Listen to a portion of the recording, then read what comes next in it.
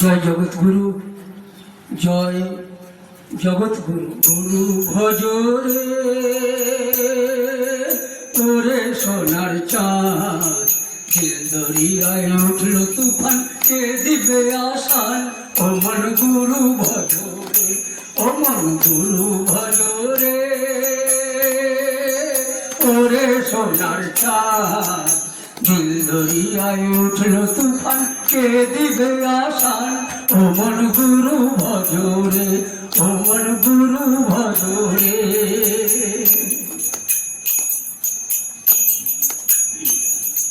গুরু ভজ গুরু জপ গুরু করো সার,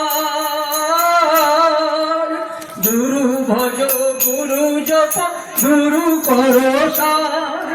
গুরু বিনা কে জগতে, গুরু বিনা কে জগতে, কে আছে আমার। ও মন গুরু ভজরে, ও মন গুরু ভজরে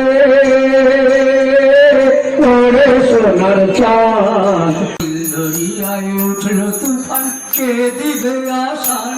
ও মন গুরু ভজরে, ও মন গুরু ভজরে।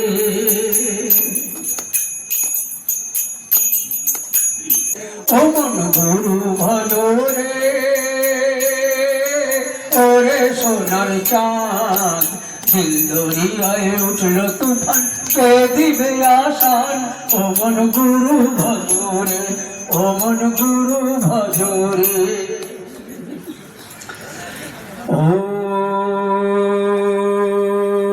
মন্নাথ শ্রী জগন্নাথ, মদগুরু শ্রী জগদ্গুরু, মদাত্মা সর্বভূতাত্মা, তস্मै শ্রী গুরবে নমঃ। আপনার গুরু, আমার গুরু, সবার গুরুকে না, তিনি জগতের নাথ, তিনি জগতের নাথ। আর সেই জন্যই জয় জগৎগুরু বললে সবাইয়ের গুরুকে প্রণাম করা হয়ে যায়। যার জন্য আমি এখানে প্রথম বসেছি জয় জগৎগুরু সম্বোধন করে। জয় জগৎগুরুর মাধ্যমে আসুন আমরা সবাই আমাদের নিজের নিজের গুরু এবং সবার গুরুর যিনি গুরু সচ্চিদানন্দ কৃষ্ণ, যারা গীতা পড়েছেন জানেন, গীতার মঙ্গলাচরণে ব্যাসদেব ভগবান শ্রীকৃষ্ণকে প্রথম জগৎগুরু রূপে উদ্ভাসিত করেছেন। তো সেই জগৎগুরুর প্রতি প্রণাম জানিয়ে আসুন আমরা গুরু প্রণামের শেষ শ্লোকটা উচ্চারণ করি। ধ্যান মূলম গুরুর মূর্তি, পূজা মূলম গুরুর পদম, মন্ত্র মূলম গুরুর বাক্যম, মোক্ষ মূলম গুরুর কৃপা। গোবিন্দ পাওয়ার, আমাদের মুক্তি পাওয়ার, শান্তি পাওয়ার, মোক্ষ পাওয়ার মূল উদ্দেশ্য, মূলকে আধার না গুরু। ইষ্ট যদি রুষ্ট হয় গুরু রক্ষা করিতে পারে, কৃষ্ণ যদি রুষ্ট হয় তো গুরু রক্ষা করিতে পারে, আর গুরু যদি রুষ্ট হয় কৃষ্ণ রক্ষা করিতে পারে।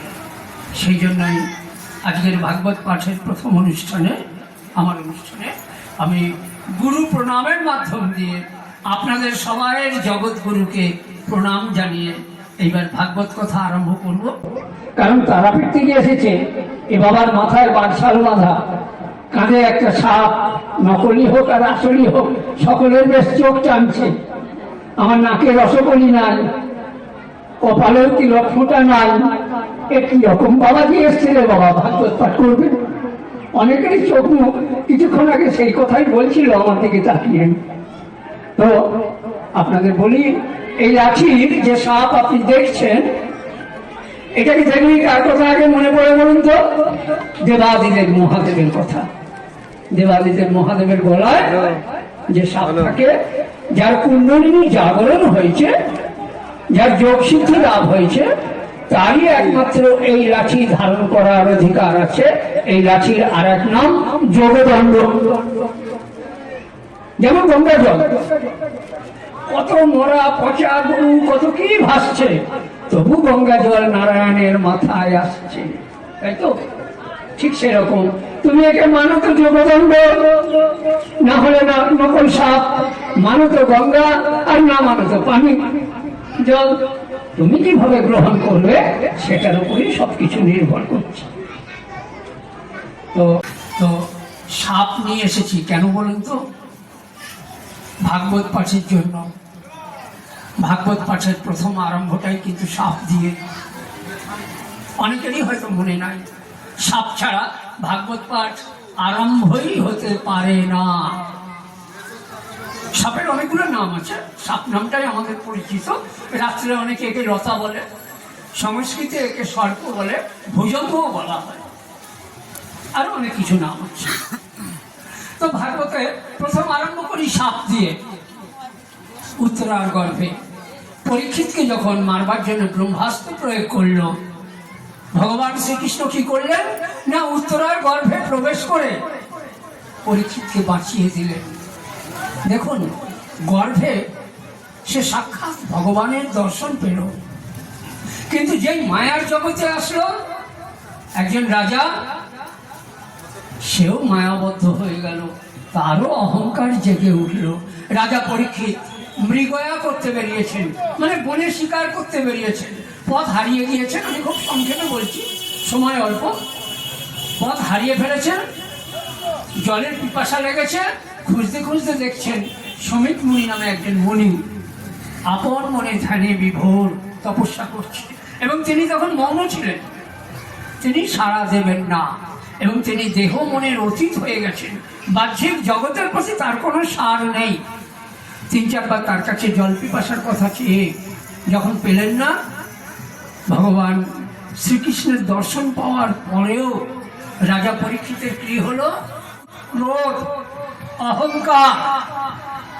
ভাগবত এটাই শেখাচ্ছে, ভগবানের দর্শন হলেই তার যে সমস্ত কিছু মুক্তি হয়ে যাবে তা নয়, গুরুকরণ করতে হয়, গুরু ধরে গুরুর কাছ থেকে সবকিছু শিক্ষা করতে হয়। রাজা পরীক্ষিত কি করলেন না পাশে একটা মরা সাপ দেখতে পেলেন, সে মরা সাপটাকে মুনির গলায় জড়িয়ে দিয়ে উনি চলে গেলেন।